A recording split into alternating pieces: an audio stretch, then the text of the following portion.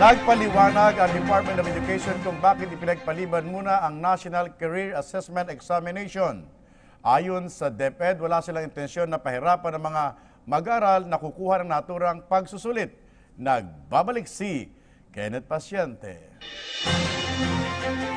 Pinagpaliban ng Kagawaran ng Edukasyon ang National Career Assessment Examination o NCAE sa National Capital Region na orihinal na nakatakda nitong Marso 1 at 2. Ani Education Secretary Leonor Briones na postpone ito sa ibang petsa dahil hindi na ipadala ng kanilang supplier ang mga gagamiting test paper sa naturang pagsusulit.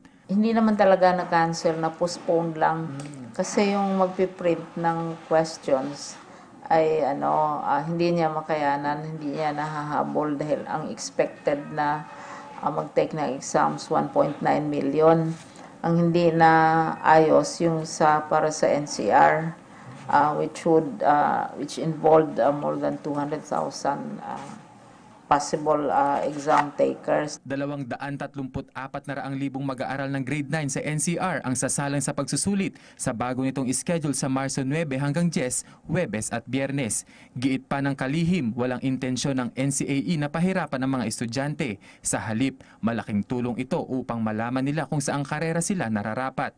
It's like an assessment test kung ano ang appropriate, halimbawa, kasi you have 4 na areas of specialization para sa mga bata.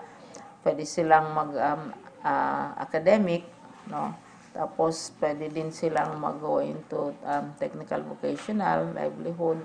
Tapos pangatlo, they can go into sports, coaching, professional athletics. Tapos finally, they can go into arts and fashion design, mga gano'n na klase, so that pag-graduate nila, diretso na sila makatrabaho.